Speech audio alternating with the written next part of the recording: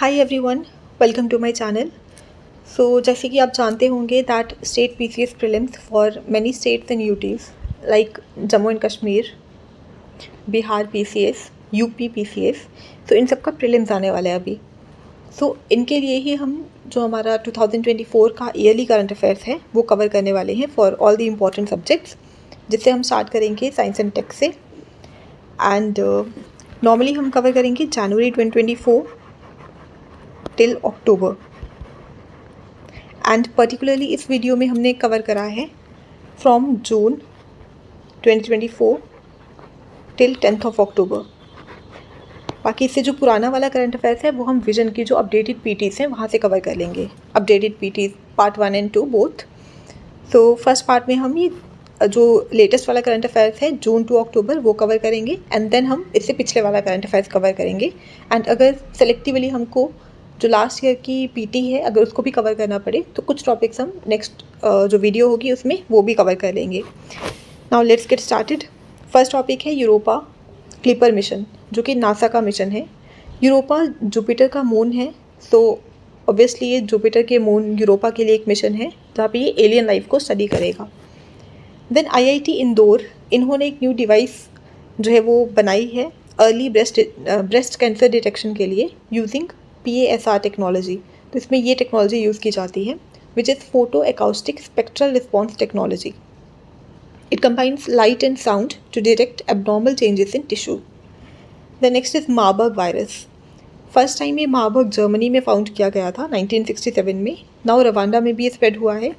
It is similar to Ebola virus because same family से belong करते हैं। Not similar to but it is related to Ebola virus. Filovirus family से ये belong करते हैं। And Marburg virus जो है this is spread from rousettes bats to humans. तो बैट्स टू ह्यूमन ट्रांसमिशन हुआ था, अभी ह्यूमन टू ह्यूमन ट्रांसमिशन भी हो रहा है because of direct contact with bodily fluids. Symptoms में हेडेक है, muscle pain, stomach pain, vomiting, bleeding, and excess bleeding होने की वजह से डेथ भी हो सकती है। Currently there is no vaccine और treatment available for Marburg virus. Then PSLV C-37, so polar satellite launch vehicle C-37 2017 में लॉन्च की गई थी। It was a very important mission because 104 satellites यहाँ इंडिया से लॉन्च की गई थी। एक ही साथ 104 सैटेलाइट लॉन्च की गई थी। इसमें मेन जो सैटेलाइट थी that was Cartosat 2D earth observation satellite थी ये। सो PSLV C-37 का रिसेंटली अपर स्टेज जो है वो री एंटर किया है अर्थ के एटमॉस्फेयर में। सो ये चीज़ न्यूज़ में थी। देन दो टर्म्स है न्यूज़ में, न्यूट्रिंग एंड स्पेइंग। दिस ये जो टर्म्स है these are related to dogs population control. ठीक है, सो एक तरह का जैसे न्यूट्रिंग में क्या होता है, म्यूटिलेशन की जाती है डॉग्स की, that is removing testicles from male dogs, and spaying में फीमेल डॉग्स जो है वहाँ से यूट्रस एंड ओवरीज रिमूव की जाती हैं। तो ये जो डॉग्स की पॉपुलेशन है उनको कंट्रोल करने का एक मेथड है। देन सियोमेनीस सियांजेनेसिस या सियांजेनेसिस जैसे भी आप प्रोनाउंस करें, this is a new wasp species found in Arunachal Pradesh. Then sixth ocean has been discovered by scientist inside the earth's mantle. तो अर्थ की जैसे 3 लेयर्स होती हैं, क्रस्ट, मैंटल, कोर। मैंटल में ये सिक्स्थ ओशन डिस्कवर किया गया है which is 3 times larger than the all the earth's oceans combined. और ये कैसे डिस्कवरी हुई है, slow down in seismic wave velocity at depth. तो सीस्मिक वेव वेलोसिटी जो है वो काफ़ी कम हो गई थी विच इंडिकेटेड वाटर प्रेजेंस। ये चीज़ याद रखनी है कि यहाँ पे जो वाटर पाया गया है this is not in liquid form and it is trapped within a blue mineral called as ringwoodite. सो अगर रिंग वुडाइट टर्म पूछी जाती है, this is a blue mineral found in earth's mantle जहाँ पे water store है but liquid form में नहीं। Then next is BharatGen. तो ये क्या है, this is India's generative AI जो कि पब्लिक सर्विस डिलीवरी को एनहांस करने के लिए बनाया गया है, एंड इसमें मेन फोकस है कि इंडियन लैंग्वेजेस की इंक्लूसिविटी में। So it is developed by IIT Bombay under national mission on interdisciplinary cyber physical systems NMICPS। इसके अंडर ये लॉन्च किया गया है बाय IIT बॉम्बे। इसमें क्या है कि इंडिया की लिंग्विस्टिक डाइवर्सिटी को सपोर्ट करने के लिए जनरेटिव AI मॉडल्स हैं, एंड ये फर्स्ट वर्ल्ड का first government funded multi modal large language model project है। मतलब जैसे चैट जीपीटी वगैरह है उसी तरीके का है ये, बट ये वर्ल्ड का फर्स्ट गवर्नमेंट फंडेड है, ठीक है। और इसमें मेनली इंडियन लैंग्वेजेस पे फोकस किया गया है। देन भारत जेन के जैसे ही एक टेक्नोलॉजी है, एक और मॉडल है Bharat GPT, just like ChatGPT. So ये इंडिया का own indigenous large language model है, को रोवर ने ये बनाया है, ठीक है। It is integrated for voice modality in more than 14+ languages and 22 languages for text modality. So voice जो है वो 14 लैंग्वेजेस में अवेलेबल होगी एंड 14 इंडियन लैंग्वेजेस में, एंड टेक्स्ट मोडालिटी 22 लैंग्वेजेस में अवेलेबल होगी। This is developed in partnership with Bhashini, ठीक है। को रोवर एंड भाषिनी ने मिलकर बनाया है। Bhashini is what? This is a national language translation mission under ministry of electronics. CoRover क्या है? This is world's first and highest return on investment delivering human centric conversational AI platform, ठीक है। That's it.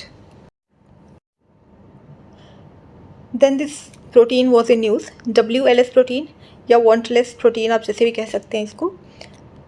This is an important protein for organ development in animals with bones. तो जो vertebrate animals होते हैं उनमें organ development के लिए ये एक इम्पॉर्टेंट प्रोटीन है, WLS protein. Then WLS releases another protein called as WNT3A which signal का काम करती है, ठीक है, सिग्नलिंग का काम करती है, मतलब गाइड करती है early stage of organ development. So WNT, WLS ये कुछ टर्म्स अगर आती हैं, काइंड ऑफ प्रोटीन है जो कि वर्टिब्रेट्स में ऑर्गन डेवलपमेंट का काम करते हैं। देन EYA प्रोटीन्स होते हैं जिनको आइस एब्सेंट प्रोटीन्स कहते हैं। ये भी अदर जीन्स को रेगुलेट करने का काम करते हैं। अदर जीन्स लाइक वो जीन्स जो कि टिश्यूज फॉर्म करते हैं like eyes, ears and kidneys. So अगर ये जीन्स जो हैं ओवर एक्सप्रेस हो जाते हैं तो वो कैंसर के फॉर्म में लीड कर सकते हैं। सो EYA प्रोटीन्स क्या हैं, WLS प्रोटीन क्या है, WNT प्रोटीन क्या है, ये सब बस पता होना चाहिए कि प्रोटीन की टाइप है और किन में पाई जाती है। The next is Exostoma sentiyonae. ये क्या है? एक न्यू कैटफिश स्पीशीज मिली है इन नागालैंड्स Zulik River. Then a new species of ghost shark has been found, जिसका नाम है Australasian narrow nose spook fish, ठीक है। नॉट वेरी इंपॉर्टेंट, बट देख लो घोस्ट शार्क की एक स्पीशीज मिली है, ये नाम है इसका।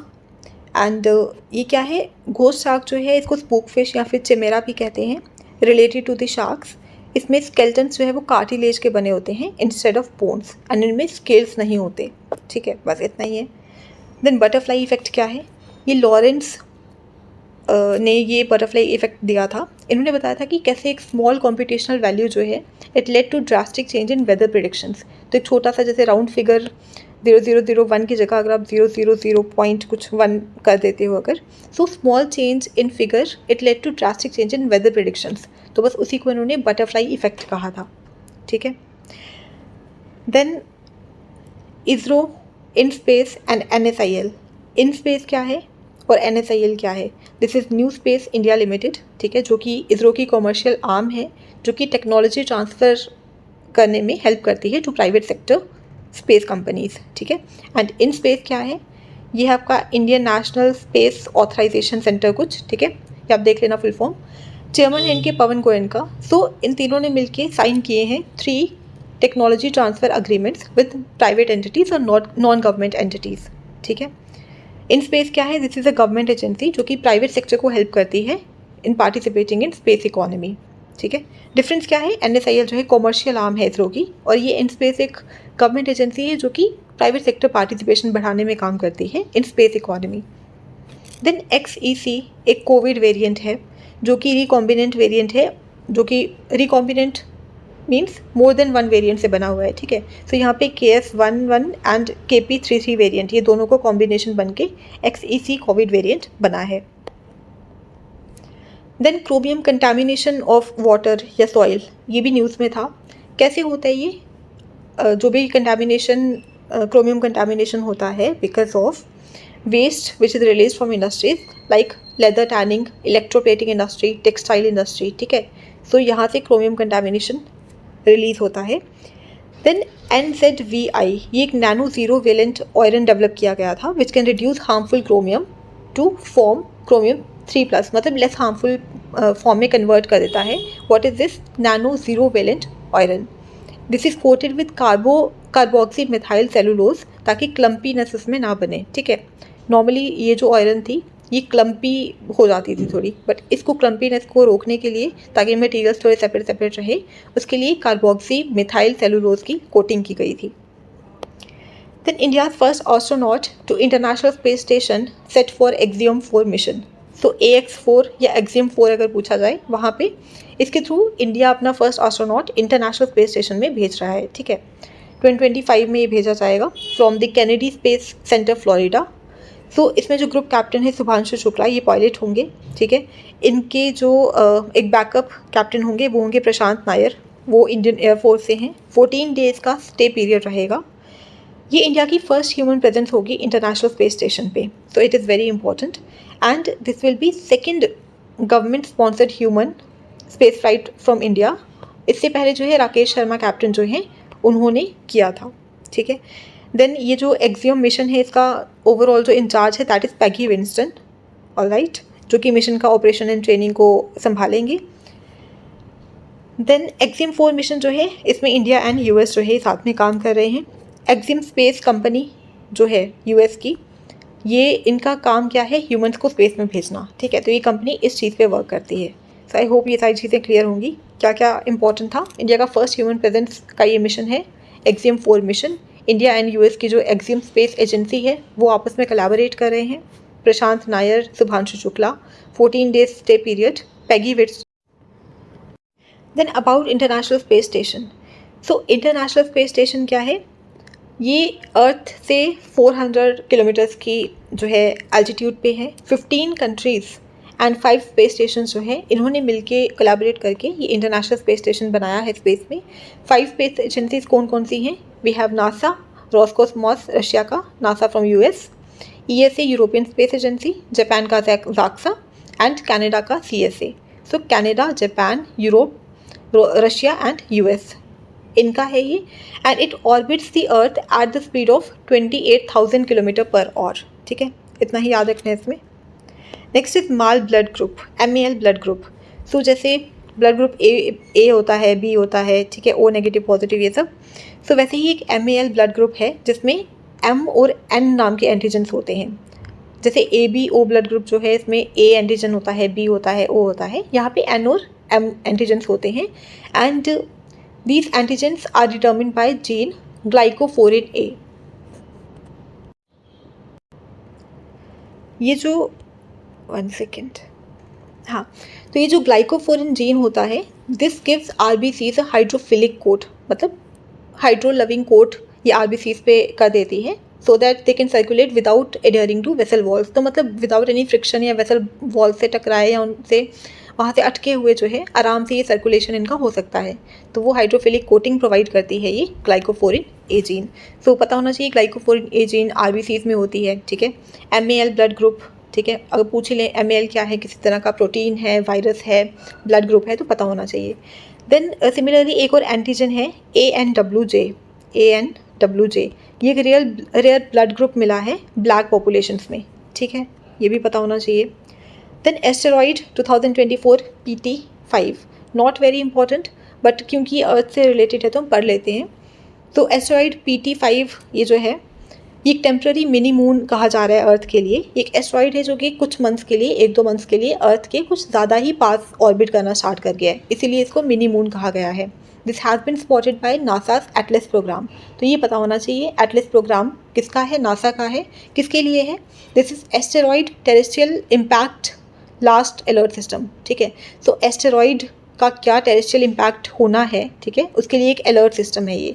तो मतलब एटलस प्रोग्राम जो है नासा का, ये देखता है कि अर्थ पे जो भी जितने भी नियर अर्थ एस्टेरॉइड्स हैं, नियर अर्थ ऑब्जेक्ट्स हैं, उनको प्रॉपर मतलब अलर्ट करना. ठीक है, so this is first survey capable of searching entire dark sky for near earth objects every 24 hours. हर 24 घंटे में देखता है कि पूरे डार्क स्काई में कहीं कोई नियर अर्थ ऑब्जेक्ट तो नहीं आ रहे जो अर्थ को इम्पैक्ट कर सकता है.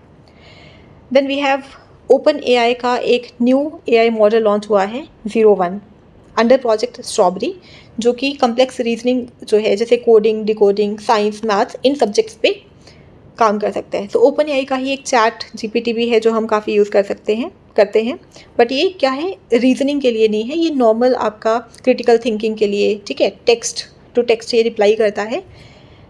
बट ये जो AI मॉडल 01 है, this is for complex reasoning topics under project strawberry.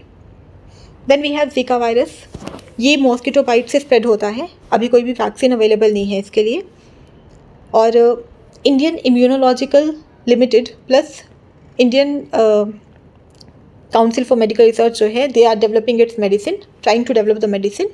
ये जो इंडियन इम्यूनोलॉजिकल लिमिटेड है, this is a part of National Dairy development Board. ये थोड़ा सा ध्यान में रख सकते हैं, बिकॉज नॉर्मली आप ऐसा प्रिडिक्ट नहीं कर पाओगे कि ये डेयरी डेवलपमेंट बोर्ड के अंडर होगा, इसलिए। नेक्स्ट, इंडिया की largest butterfly species, not very important but ठीक है, आर्टिकल था इस पर एक आया हुआ। So largest butterfly species India की है golden bird wing and second largest है southern bird wing. AI tokens important है, ठीक है। AI टोकन्स क्या है, एक तरह का AI क्रिप्टो करेंसी है। देखो नॉर्मली क्रिप्टो करेंसी हम पढ़ते आ रहे हैं, काफ़ी टाइम से न्यूज़ में है, ठीक है, जैसे बिटकॉइन होता है, तो वो नॉर्मल क्रिप्टो करेंसी है। अब AI क्रिप्टो करेंसी आ गया है, ठीक है, जिनको हम AI टोकन्स बोलते हैं। So unlike bitcoin, this can be use with in AI related platforms only, ठीक है। क्रिप्टो करेंसी बिटकॉइन हो तो आप किसी भी चीज़ के लिए, इन्वेस्टमेंट के लिए यूज़ कर सकते हो, बिटकॉइन आप किसी भी चीज़ के लिए यूज़ कर सकते थे, ठीक है, बट ये सिर्फ आप AI रिलेटेड प्लेटफॉर्म्स के विद इन ही यूज़ कर सकते हो। ये एक इसमें जो है डिफरेंस है। Then this is also built on blockchain system, जैसे बाकी क्रिप्टो करेंसीज बनती हैं। ब्लॉकचेन सिस्टम्स की एग्जांपल देख लो, जैसे इथेरियम होता है एंड कार्डानो। अगर कार्डानो पूछ लिया क्या है, इथेरियम क्या है, these are examples of blockchain systems. Then AI tokens की एग्जांपल्स भी हैं कुछ जो कि आप याद कर सकते हैं। इंजेक्टिव है INJ, then we have AGIX, SingularityNET, Render, Theta AI token, ROSE जिसको हम ओएसिस नेटवर्क भी बोलते हैं। तो ये टर्म्स सब याद होनी चाहिए, ठीक है। AI टोकन्स काफ़ी इंपॉर्टेंट टॉपिक है, ये न्यूज़ में रहा है, ठीक है। So Injective, SingularityNET, Render, Theta, ROSE, Oasis network. Then NASA का डार्ट मिशन है। डार्ट मिशन किसका है, पहले तो नासा का है। किसके लिए है ये, तो कोई भी एस्टेरॉइड अगर आपके अर्थ के पास में आ रहा है, उसको ये क्रैश कर देता है, इसकी डायरेक्शन डिफ्लेक्ट कर देता है, ठीक है, बस इतना याद रखना है। गोल क्या है, so that earth can be protected from asteroid threats. So इसने अभी recently first human made meteor shower किया है। कैसे, जो एक एस्टेरॉइड मूनलेट था डिमॉर्फस, उसके साथ एक स्पेसक्राफ्ट क्रैश करके इसको इन्होंने पूरा तोड़ दिया है, ठीक है, टुकड़ों में। तो एक तरह का मीटियोर शॉवर इन्होंने करा, human made. Then we have Apophis, ये क्या है, एक नियर अर्थ एस्टेरॉइड है। इसी के लिए इसरो एंड ESA जो है, यूरोपियन स्पेस एजेंसी, इन्होंने रामसेस प्रोजेक्ट इसको स्टडी करने के लिए लाया है। तो Ramses project, ISRO and ESA, Apophis एक नियर अर्थ एस्टेरॉइड है। द नेक्स्ट टॉपिक इज कारोटस पेपरस, नॉट वेरी इंपॉर्टेंट, बस एक जंपी स्पाइडर की स्पीशीज है जो कि तमिलनाडु से मिला है, ठीक है। नेक्स्ट इज अग्नि 4 बैलिस्टिक मिसाइल। सो अग्नि 4 बैलिस्टिक मिसाइल ये क्या है, it is a intermediate range ballistic missile जो कि 3000 से 4000 किलोमीटर की रेंज है इसकी। रोड मोबाइल लॉन्चर है, ठीक है, रोड से आप लॉन्च कर सकते हो। और नॉर्मली अग्नि देखो, आग जो है वो सरफेस पे लगती है ना, तो this is surface to surface missile. 1000 kg का पेलोड कैरी कर सकती है। 2 स्टेज सॉलिड प्रोपेलेंट इसमें यूज़ किया है। अग्नि 5 से पहले जो है अग्नि प्राइम भी लॉन्च की गई थी, इसकी मीडियम रेंज थी, 1 से 2000 किलोमीटर की रेंज थी, ठीक है। अग्नि 4 की 3 to 4000 किलोमीटर की रेंज है। अग्नि 5 में ओवर 5000 किलोमीटर की रेंज है एंड ये इंटरकॉन्टिनेंटल थी, ठीक है, इसकी लॉन्ग रेंज है, तो इंटरकॉन्टिनेंटल बैलिस्टिक मिसाइल है ये, ठीक है। अब देखो अग्नि 5 जो है इंटरकॉन्टिनेंटल बैलिस्टिक मिसाइल है जो कि सॉलिड फ्यूल ही इसमें यूज़ किया गया है, ठीक है।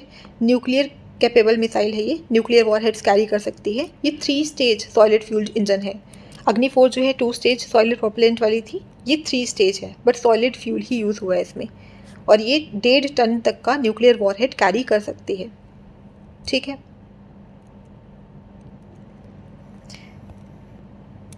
देन ये भी कुछ देख लेते हैं, cruise missile and ballistic missile में क्या डिफरेंस होता है। तो क्रूज मिसाइल जो है एक प्री सेट टारगेट होता है इसका, ठीक है। ये कम्प्लीटली अपनी जर्नी के थ्रू आउट जर्नी जो है गाइडेड रहती है, सेल्फ प्रोपेल्ड रहती है, सेल्फ प्रोपेल्ड होती है ये, ठीक है। मतलब एयर से ही, एयर ब्रीदिंग सिस्टम होता है इसका, सेल्फ प्रोपेल्शन से चलती है ये। और इसका एक प्री सेट टारगेट होता है, एक बार आपको टारगेट बता दिया, फिर इसने अपनी बुद्धि का यूज़ करके सेल्फ प्रोपेल्शन से चलना है, ठीक है। बैलिस्टिक मिसाइल जो है एक तरह का प्रोजेक्टाइल है जो आपने बस हवा में छोड़ दिया और एक टारगेट उसको बता दिया।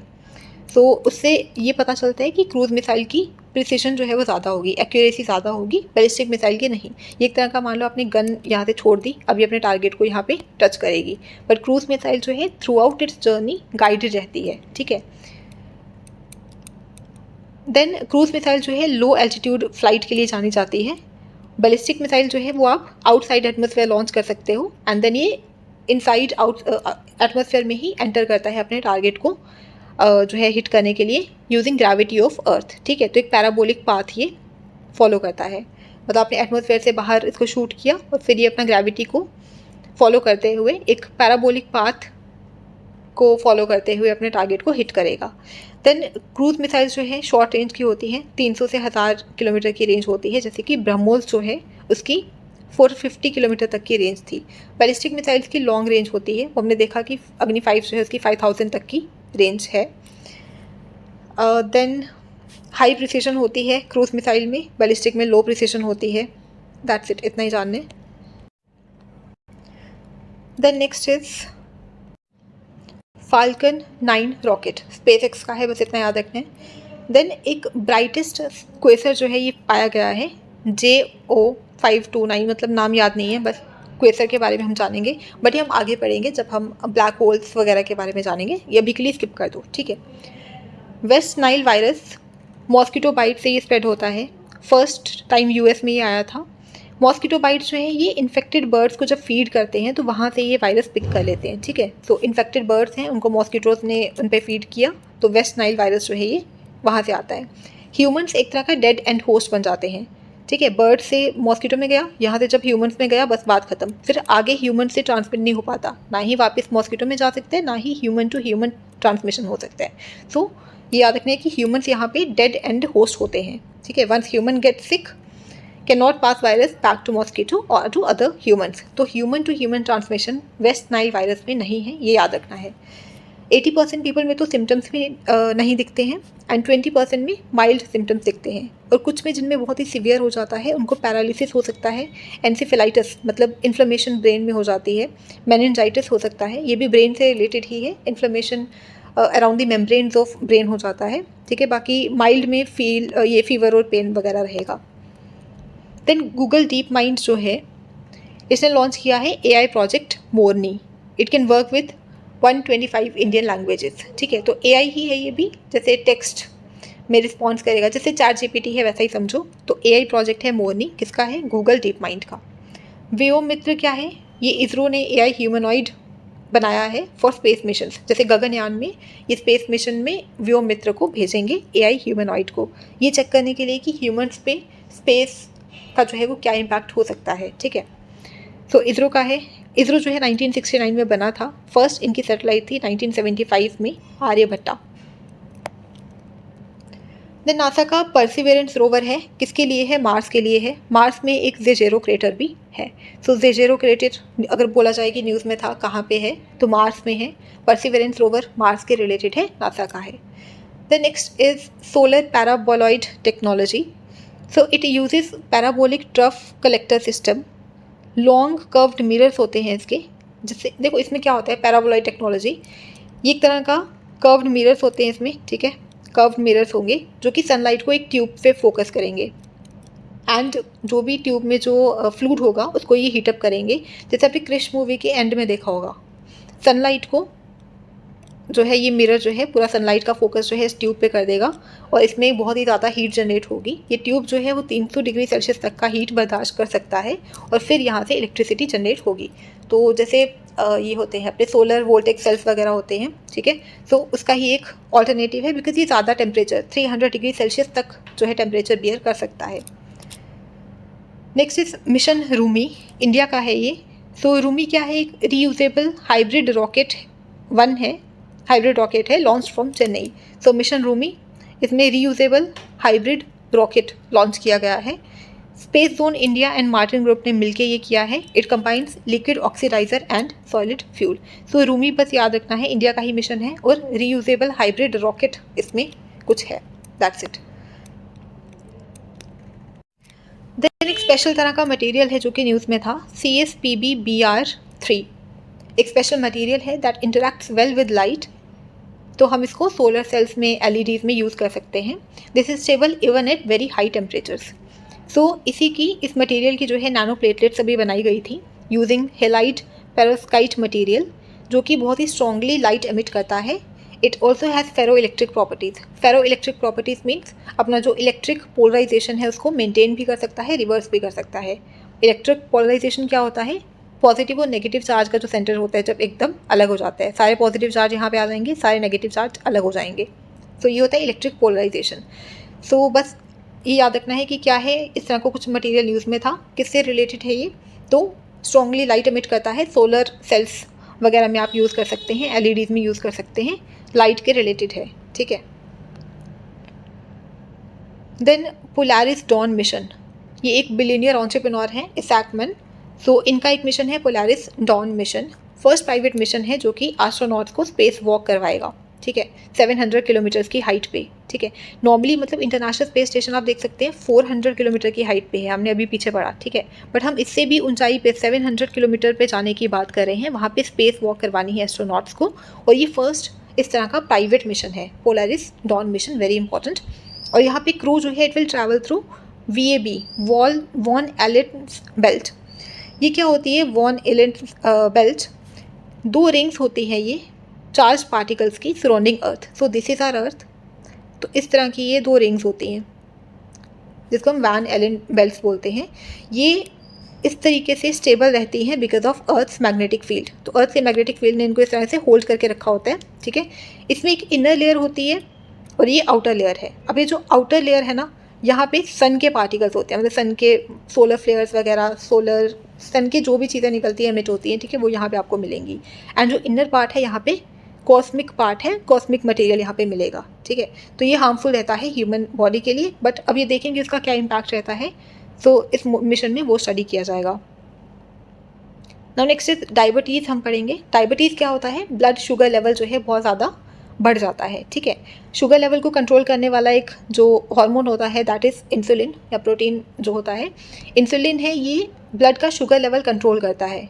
तो ब्लड में जो अगर एक्सेस शुगर लेवल अवेलेबल है उसको ये सेल्स में भेज देता है, ठीक है, ब्लड से निकाल के सेल्स में भेज देता है और सेल्स में फिर वो अपने फंक्शनिंग के लिए यूटिलाइज करके एनर्जी जनरेट करेंगे, ठीक है।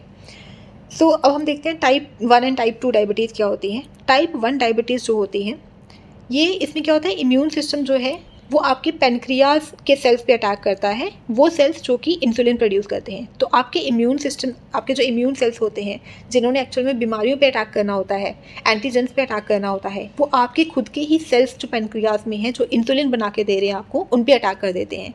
तो आपके जब बॉडी का खुद ही इम्यून सेल आपके इंसुलिन वाले सेल को अटैक कर रहा है तो वो लाइफ लॉन्ग आपकी बॉडी जो है इंसुलिन प्रोड्यूस ही नहीं कर पाएगी, ठीक है।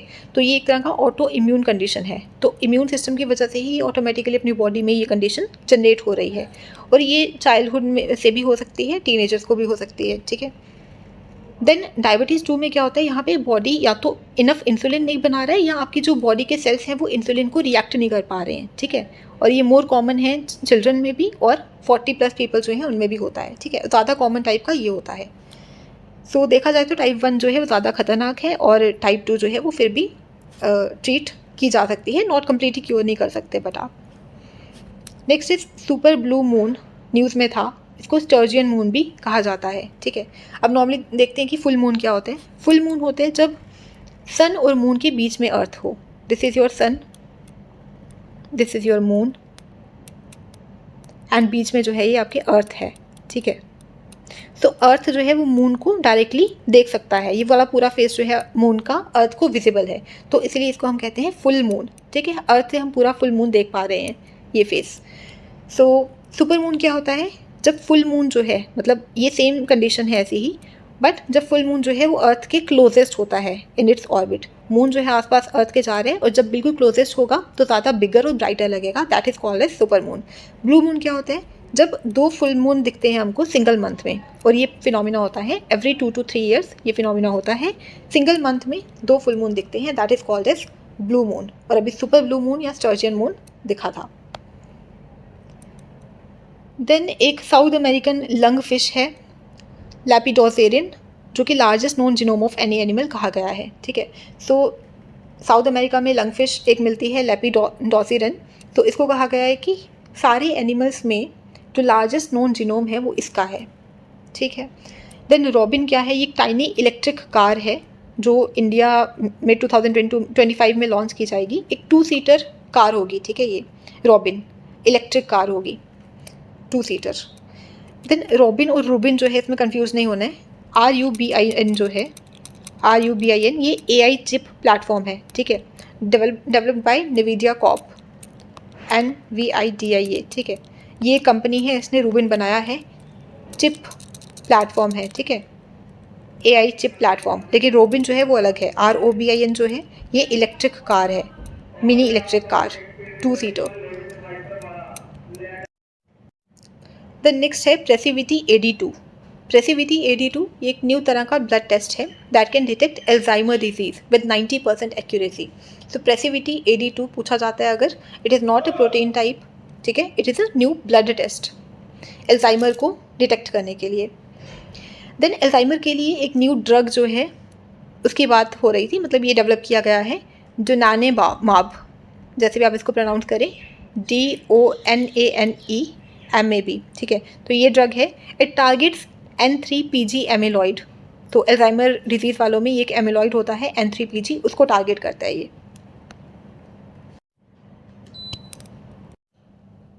The next is parvovirus B19। तो ये एक वायरस जो है एयर के थ्रू स्प्रेड हो सकता है via droplets from infected person. So cough, sneezing, इन सबसे ये स्प्रेड हो सकता है थ्रू एयर। सीजनल वायरस रहता है ये, कोई स्पेसिफिक मेडिसिन नहीं है इसकी, एंड ईजिली रिकवर भी हो जाता है। इसको 5th डिजीज़ कहा जाता है। इसमें चेक्स में रेड रैशेज अपीयर हो जाते हैं, ठीक है। The next is solar cycle. तो नॉर्मली सोलर साइकिल जो है 11 ईयर्स का होता है, एंड मतलब सोलर एक्टिविटीज़ जो हैं, जैसे सोलर में सन में जो है सन स्पॉट्स आते हैं, सोलर फ्लेयर्स आती हैं, तो कितने नंबर ऑफ सन स्पॉट्स हैं, कितने नंबर ऑफ सोलर फ्लेयर्स हैं, कोरोनल मास इजेक्शन कितना हो रहा है, तो उसमें जो भी चेंजेस आती हैं उन एक्टिविटीज़ को कहते हैं सोलर साइकिल, ठीक है। अब ये जो है सन स्पॉट, सोलर फ्लेयर्स, ये सब हम बाद में पढ़ेंगे थोड़ा सेशन के लास्ट में। Next is Nisar. निसार क्या है, NASA ISRO synthetic aperture radar. सो नासा और इसरो का एक प्रोजेक्ट है ये। जूस मिशन, जूस में जे याद रखना है जुपिटर के लिए है, ठीक है, और जुपिटर का है, यूरोपियन स्पेस एजेंसी का ये मिशन है। इसका हमने पहले ये भी देखा, यूरोपा करके एक मिशन था, वो भी ESA का था, ठीक है। तो जूस क्या है, Jupiter icy moons explorer. Jupiter के मून्स कौन कौन से हैं, Europa, Ganymede and Callisto. Then earth terminator. Earth terminator क्या होता है, एक तरह की मूविंग लाइन है जो कि डे एंड नाइट को सेपरेट करती है, ठीक है। It is result of earth rotation and position with respect to earth. So earth की रोटेशन क्या है और सन के आसपास अर्थ जो है किस पोजीशन पे है, वो डिटर्मिन करता है कि ये अर्थ टर्मिनेटर या मूविंग लाइन कहाँ पे होगी, ये लाइन कहाँ पे होगी जो कि दिन और रात को सेपरेट करता है। It moves across earth twice each day, ठीक है, एक दिन में 2 बार ये मतलब अर्थ के आसपास मूव करता है, उसी की वजह से सनराइज एंड सनसेट होता है, ठीक है। एंड लाइन की पोजीशन क्या होगी, that depends on earth tilt, जो कि अर्थ की टिल्ट किस डिग्री पे है, 23.5 डिग्री पे, एंड इसी पे डिपेंड करता है कि अर्थ टर्मिनेटर की पोजीशन क्या होगी, एंड इट अफेक्ट्स कि how long days are and how sunlight is spread, ये सारी चीज़ें डिटर्मिन करेगा अर्थ टर्मिनेटर, ठीक है। सपोज ये अर्थ है, ठीक है, और अर्थ जो है इस तरीके से सन को फेस कर रहा है, यहाँ पे सन है, इसकी इस तरीके से टिल्ट है, ठीक है, ये सन को फेस कर रहे हैं, तो ये जो ये वाला पार्ट होगा, ये वाला जो पार्ट है यहाँ पे डे होगा, और ये वाला जो पार्ट है यहाँ पे नाइट होगा, ठीक है। सो ये जो लाइन है इसी को कहेंगे earth terminator. Next is TENG technology. TENG technology क्या है, this is triboelectric nanogenerator. Triboelectric nanogenerator ये टेक्नोलॉजी जो है जो आपके स्टेप मूवमेंट से इसको कन्वर्ट करती है इलेक्ट्रिकल एनर्जी में, एंड ये आर्म्ड पर्सनल के शूज़ में यूज़ करने की बात की जा रही है अभी। टेंग टेक्नोलॉजी ट्राइबो इलेक्ट्रिक नानो जनरेटर, तो आपके स्टेप मूवमेंट्स जो हैं उसको इलेक्ट्रिकल एनर्जी में कन्वर्ट करेगा, एंड देन आप किसी भी इलेक्ट्रिकल डिवाइस में भी उसको यूज़ कर सकते हो कम्युनिकेशन वगैरह के लिए, ठीक है। Next is leap. लीप क्या है? एक मशीन लर्निंग मॉडल है that improves the process of electronic design automation for microchips और इंटीग्रेटेड सर्किट्स। सो माइक्रोचिप्स में उनके फंक्शनिंग को इम्प्रूव करने के लिए लीप एक मशीन लर्निंग मॉडल है, IIT गुवाहाटी ने डेवलप किया है। तो लीप अगर पूछा जाता है, मशीन लर्निंग मॉडल है, माइक्रोचिप्स की परफॉर्मेंस को इम्प्रूव करेगा। देन मेटा क्राइम्स क्या होते हैं?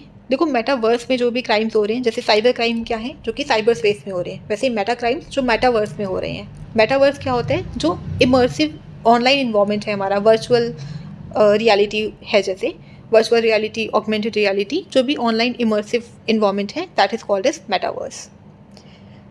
देन H5N1 वैक्सीन जो है, तो H5N1 जो है एक बर्ड फ्लू का टाइप है, उसके लिए वैक्सीन है ये।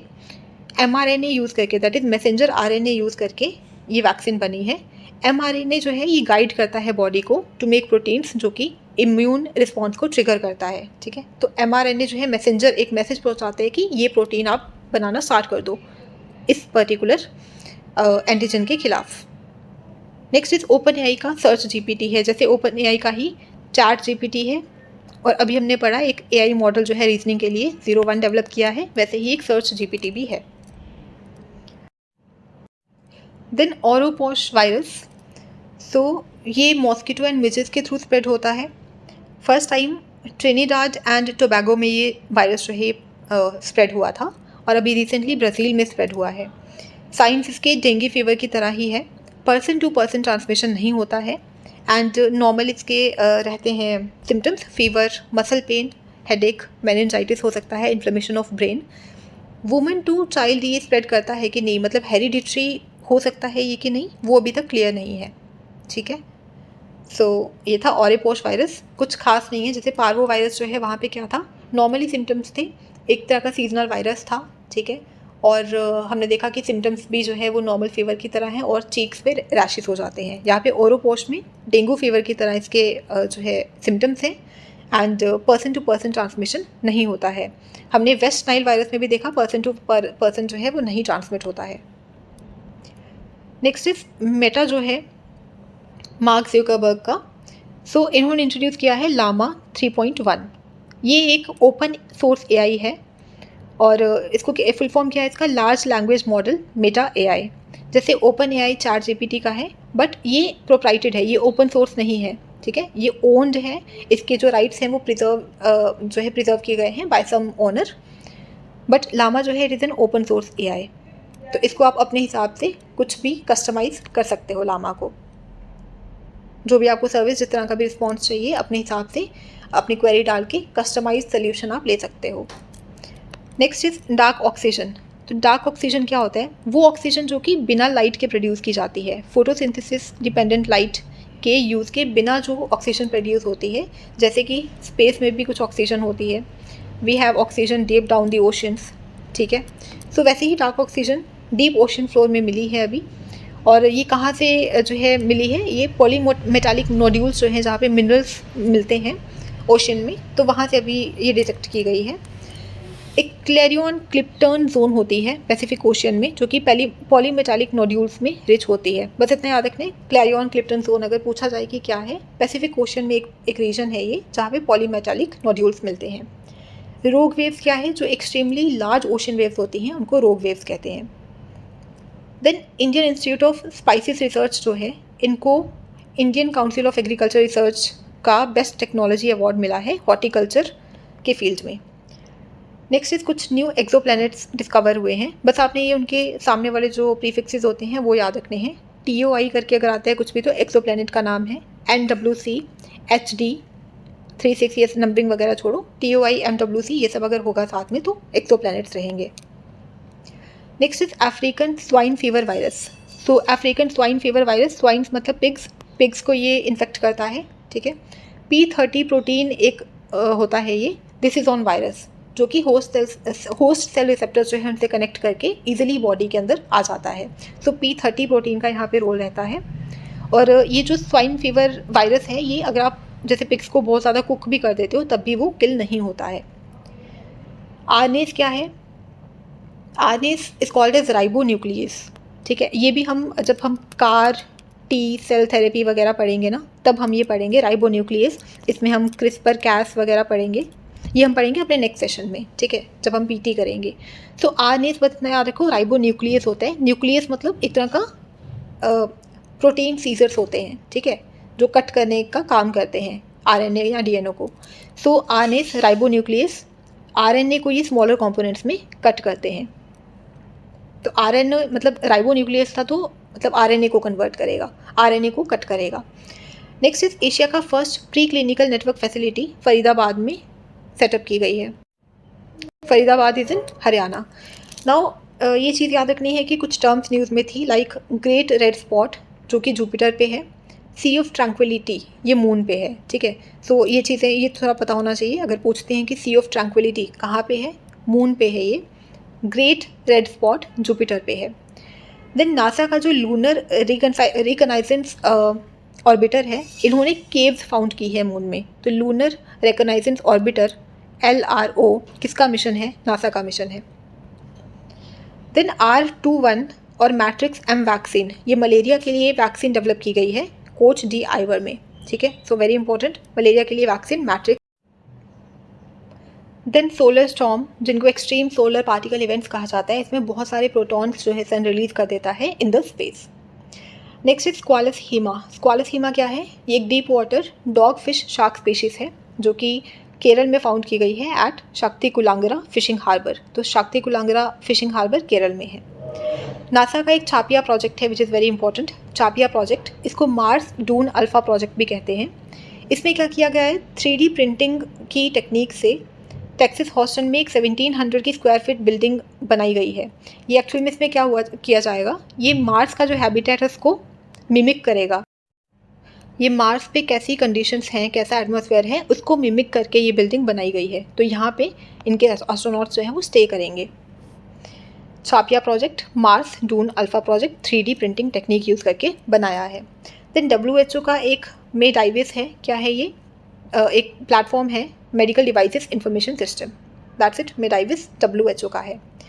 देन डाविस स्ट्रेट में एक माइक्रो कॉन्टिनेंट जो है वो डिस्कवर किया गया है ऑफ वेस्ट ग्रीनलैंड। बस इतना ही देखना है। मैसिव ब्लैक होल मिला है ओमेगा सेंचुरी में। ओमेगा सेंचुरी क्या है? This is Milky Way's most massive globular cluster, ठीक है। तो मिल्की वे में ही है ये मोस्ट मैसिव ग्लोबुलर क्लस्टर है वहाँ पे, और वहाँ पे एक मैसिव ब्लैक होल मिला है। ब्लैक होल अभी हम डिटेल में डिस्कस करेंगे in the end of this session. Next quasar क्या होता है? ये एक सुपर मैसिव ब्लैक होल होता है in the middle of a young galaxy. तो सुपर मैसिव ब्लैक होल को कहते हैं quasar. It eats up a huge amount of matter, जिसकी वजह से strong jets of energy release होती है। अब ये सारा कॉन्सेप्ट जो है ये भी हम ब्लैक होल में ही पढ़ेंगे एक ही साथ। Then gravitational licensing and bright spot duplication Einstein ring क्या होती है? काट T cell therapy TNB cells, ये भी हमने सेशन के एंड में रखा हुआ है। नेक्स्ट इज नासा का एक प्रोजेक्ट है मार्स सिमुलेशन मिशन, ठीक है। तो बस याद रखना है मार्स सिमुलेशन मिशन किसका है? नासा का है। गोल्ड सैटेलाइट किसकी है? नासा की है। ये अर्थ के अपर एटमॉस्फेयर को स्टडी करेगी, ठीक है। एपिलियन क्या होता है? आपने ज्योग्राफी में पढ़ा होगा, पेरिलियन एंड एपिलियन। हीलियन मीन्स सन के रिलेटेड है, ठीक है। सो अर्थ का ऑर्बिट जब सन से बहुत दूर होगा, सबसे दूर वाले पॉइंट पे होगा, तो एपिलियन होगा। पेरिलियन मतलब जब सन के सबसे पास में होगा, अर्थ का ऑर्बिट जो है जब सन के बिल्कुल पास में होगा, that is called as perihelion. तो हीलियन मीन्स सन के हिसाब से अर्थ की क्या पोजीशन है उसको कहा जाता है पेरिलियन या एपिलियन। पेरिलियन मीन्स सबसे पास में, एपिलियन मीन्स सबसे दूर में। डाउन सिंड्रोम क्या है? ये एक जेनेटिक डिसऑर्डर है जिसमें डेवलपमेंटल और इंटेलेक्चुअल डिलेज होते हैं। या तो बॉडीली डेवलपमेंट भी अच्छे से नहीं हो पाती है और इंटेलेक्चुअल डेवलपमेंट भी नहीं हो पाती है। ट्रीटमेंट हेल्प कर सकता है but it can't be cured completely. Then Meta 3D Gen. तो मेटा का 3D जेन ये क्या है? बाय मेटा ये लॉन्च किया गया है। ऑफ मेटा किसका है? मार्क जुकरबर्ग का है। इसमें टेक्स्ट प्रॉम्प्ट डाल के, मतलब आप टेक्स्ट डालोगे कुछ, उसका 3D एसेट बना देगा, ठीक है। तो Meta 3D Gen. Next is Aditya L1। So Aditya L1 क्या है? सन के लिए एक मिशन है, ठीक है। आदित्य L1 सन की एक सैटेलाइट है। इसरो ने करा है ये लॉन्च 2023 में इन दी हेलो ऑर्बिट। तो सन के आसपास जो हेलो होता है वहाँ पे ये जो है लॉन्च की गई है। तो हेलो ऑर्बिट में लॉन्च किया गया है। लैग्रेंज पॉइंट 1 पे ये लॉन्च की है। लैग्रेंज पॉइंट क्या होते हैं? नॉर्मली लैग्रेंज पॉइंट्स होते हैं पॉइंट्स ऑफ इक्विलिब्रियम। दो स्पेस में जो दो मैसिव ऑर्बिटिंग बॉडीज़ होती हैं, दो बॉडीज़ हैं, इनकी अपनी अपनी ग्रेविटेशनल पुल होगी। तो एक ऐसा पॉइंट जहाँ पे इन दोनों की ग्रेविटेशनल पुल बैलेंस हो जाती है, एक दूसरे को बैलेंस आउट कर देती है, ताकि ये ऑब्जेक्ट जहाँ पे स्टेबली स्टे कर पाए, ठीक है। ना वो इस तरफ खिंच रहे हैं ना वो इस तरफ खिंच रहे हैं, ठीक है। वो एक स्टेबल कंडीशन में यहाँ पे स्टे कर पा रहे हैं। तो उस कंडीशन को कहते हैं लैग्रेंज पॉइंट। इसको कहा जाएगा लैग्रेंज पॉइंट। सो वैसे ही लैग्रेंज पॉइंट 1 पे आदित्य L1 रखा गया है, बिकॉज ये सन और अर्थ के जो ग्रेविटेशनल पुल है इसके बीच में एक स्टेबल पॉइंट है, ठीक है, पॉइंट ऑफ इक्विलिब्रियम है। Then world's first brain implant हुआ है। वर्ल्ड का फर्स्ट ब्रेन इम्प्लांट हुआ है एपिलेप्सी को ट्रीट करने के लिए। एपिलेप्सी क्या होता है? एक न्यूरोलॉजिकल डिसऑर्डर होता है, मतलब ब्रेन का एक डिसऑर्डर होता है जिसमें नर्व सेल्स जो हैं वो प्रॉपरली सिग्नल नहीं कर पाते हैं। उसकी वजह से अनयूजुअल बिहेवियर होता है, समझने में दिक्कत होती है, सीजर्स वगैरह की प्रॉब्लम आ सकती है। तो एपिलेप्सी पता होना चाहिए कि न्यूरोलॉजिकल डिसऑर्डर है, सीजर्स वगैरह की प्रॉब्लम इसमें आ जाती है, नर्व सेल्स अच्छे से काम नहीं कर पाते हैं। अभी जो वर्ल्ड का फर्स्ट ब्रेन इम्प्लांट हुआ था, ये जो इम्प्लांट हुआ है ये DBS टेक्नोलॉजी यूज़ करके हुआ है, that is deep brain stimulation device. Electrical device है, इसको यूज़ करके ये किया गया है। Next is Institute for Stem Cell Science and Regenerative Medicine. InStem Bengaluru का जो है, इन्होंने एक फैब्रिक तैयार किया है टू किल पेस्टिसाइड्स। किन पेस्टिसाइड्स को? जिनमें ऑर्गेनोफॉस्फेट होता है। तो ऑर्गेनोफॉस्फेट बेस्ड पेस्टिसाइड्स जो हैं उनको किल करने के लिए एक फैब्रिक बनाया है। इस फैब्रिक में एक एंजाइम यूज़ किया है जिसको कहते हैं एसिटाइल कोलिनेस्ट्रेज जो है, एक एंजाइम जो है ये यूज़ किया गया है। ये पेस्टिसाइड्स को सफोकेशन और पैरालिसिस वगैरह उनमें कर देता है। Next is snow blind malware. तो एक मालवेयर है स्नो ब्लाइंड जो कि बैंकिंग इन्फॉर्मेशन को स्टील करता है। क्रिटिक GPT ये लॉन्च किया है चैट GPT कोड में क्या क्या मिस्टेक्स हैं उनको फाइंड करने के लिए, ठीक है। तो उसका क्रिटिक फाइंड करने के लिए ये लॉन्च किया है। देन DRDO के लिए एक अभ्यास लॉन्च किया गया है। What is Abhyas? This is high speed expendable aerial target, HEAT जिसको कहते हैं in short form. High speed expendable aerial target है, ये लॉन्च किया गया है फॉर DRDO। किसने लॉन्च किया है? एरोनॉटिकल डेवलपमेंट एस्टैब्लिशमेंट बेंगलुरु ने, ADE बेंगलुरु ने। अब ये अभ्यास क्या है? इसमें फेक प्लेन्स जो हैं, फेक एनिमी प्लेन्स जो हैं ये बनाए गए हैं for practice by the Indian armed force. तो एक तरह के फेक एरियल टारगेट्स हैं ये, high speed expendable aerial targets, fake planes हैं ये जिन पे इंडियन एयर फोर्स जो है वो अपनी प्रैक्टिस करेगी। Next is Pench tiger reserve, Maharashtra में है जो। सो यहाँ पे इंडिया का first AI fire detection system जो है लॉन्च किया है। नासा की एक GOES-U सैटेलाइट है, किसके लिए? वेदर ट्रैकिंग के लिए। सो अभी हमने गोल्ड सैटेलाइट भी पढ़ी, अर्थ के एटमॉस्फेयर का जो अपर पार्ट है, अपर एटमॉस्फेयर जो इसको स्टडी करने के लिए। GOES-U सैटेलाइट नासा की है वेदर ट्रैकिंग के लिए। देन मैक्रोफेज क्या होता है? मैक्रोफेज, सो मैक्रो मीन्स माइक्रो ऑर्गेनिजम्स की बात हो रही है और फेज मीन्स टू किल, ठीक है। तो जैसे बैक्टीरियोफेज होता है जो बैक्टीरिया को किल करता है, वैसे ही मैक्रोफेज जो माइक्रो ऑर्गेनिजम्स को किल करता है। And it is a type of white blood cell. ये उनको किल करके डेड सेल्स को भी रिमूव कर देता है बॉडी से और बाकी इम्यून सेल्स को भी एक्टिव कर देता है कि भाई बाकी कोई और अगर माइक्रो ऑर्गेनिजम्स है उनको भी किल कर दो, ठीक है। अब इसमें एक टर्म आती है CSF1R मार्कर, ठीक है। तो CSF1R colony stimulating factor receptors होते हैं, इनको माइक्रोफेज कॉलोनी रिसेप्टर्स भी कहते हैं। ये इंस्ट्रक्शंस देते हैं फॉर मेकिंग प्रोटीन जो कि सेलुलर प्रोसेसेस को कंट्रोल करता है, ठीक है। तो ये एक तरह का प्रोटीन है, एक मार्कर है जो कि प्रोटीन बनाने के लिए इंस्ट्रक्शंस देता है, ठीक है। CSF1R याद रखना है, macrophage colony stimulating factor receptor है ये, that's it. Next new space India limited जो है NSIL, ये फर्स्ट कॉमर्शियल लॉन्च कर रही है अपना, ठीक है। हमने देखा ये कॉमर्शियल आर्म है इसरो की, तो इसका पहला कॉमर्शियल लॉन्च होगा SSLV से। और किस सैटेलाइट को लॉन्च करेगा ये? ऑस्ट्रेलिया की ऑप्टिमस सैटेलाइट को लॉन्च करेगा। देन BlinkX क्या है? BlinkX एक AI लैब है, फर्स्ट जनरेशन AI लैब है इंडिया की, ठीक है। AI लैब है BlinkX। चाइना और फ्रांस मिलके जो है एक स्वॉर्म मिशन इन्होंने लॉन्च करा है या कर रहे हैं, व्हाटएवर। तो स्वॉर्म मिशन क्या है? Space variable objects monitor satellite. तो स्पेस में जो भी ऑब्जेक्ट्स इनको मॉनिटर करेगा, space variable objects monitor satellite, China and France. याद रखना इंडिया नहीं है इसमें, so not very important, but ठीक है, चाइना और फ्रांस इसमें है। Next is fast breeder reactors क्या है, इंडिया का 3 स्टेज न्यूक्लियर प्रोग्राम क्या है, वेरी इंपॉर्टेंट टॉपिक। तो इसको ध्यान से पढ़ना, थोड़ा कंफ्यूजिंग हो सकता है but we have to do this, it's important, ठीक है। So India 3 stage nuclear programme, पहले देखो कि होमी भाभा जो है इन्होंने 1950s में ये प्रोग्राम स्टार्ट किया था ताकि इंडिया एनर्जी इंडिपेंडेंट हो जाए, ठीक है, हमको बाहर से किसी भी कंट्री पे डिपेंडेंट ना रहना पड़े एनर्जी के लिए। सो इसमें इन्होंने कहा कि 3 स्टेज न्यूक्लियर प्रोग्राम एक डेवलप करना होगा। सो एक चीज़ देख लेते हैं कि नॉर्मली जो है न्यूक्लियर एनर्जी जनरेट करने के लिए हमको नेचुरल यूरेनियम में से 235 जो आइसोटॉप है वो चाहिए होता है। ये एक फिसाइल आइसोटॉप है जो कि एनर्जी जनरेट कर सकता है 235, बट नेचुरल यूरेनियम जो होता है उसमें ओनली 0.7% की मात्रा में ये अवेलेबल है, मतलब बहुत ही कम नेचुरल यूरेनियम में ये U235 आइसोटोप जो है वो प्रेजेंट है, ठीक है। बट हमको तो यही चाहिए एनर्जी जनरेट करने के लिए। सो इसके लिए एक ऑल्टरनेटिव है हमारे पास, इंडिया में थोरियम रिजर्व बहुत ज़्यादा है, थोरियम रिजर्व बहुत ज़्यादा है। थोरियम जो है वो एक फर्टाइल मटेरियल होता है, ठीक है, फर्टाइल मटेरियल है। इसको अगर हम एक फिसाइल मटेरियल के कॉम्बिनेशन से यूज़ करें तो हम एनर्जी प्रोड्यूस कर सकते हैं, ठीक है। और थोरियम के हमारे पास बहुत ज़्यादा रिजर्व्स हैं। मोनाजाइट सैंड्स ऑफ केरल, वहाँ पे थोरियम के बहुत ज़्यादा हमारे पास रिजर्व्स अवेलेबल हैं। सो अब हम यहाँ से हमको क्या पता चलता है कि हमारे पास यूरेनियम 235 हमको चाहिए बट वो बहुत कम अवेलेबल है, ठीक है। और थोरियम हमारे पास बहुत ज़्यादा है बट हम उसको डायरेक्टली यूज़ नहीं कर सकते, उसको हम किसी ना किसी फिसाइल मटेरियल से मिक्स करके ही यूज़ कर सकते हैं। तो उसी के लिए इन्होंने एक 3 स्टेज न्यूक्लियर प्रोग्राम डेवलप किया। स्टेज 1 में क्या होगा, pressurised heavy water reactors use किए जाएंगे।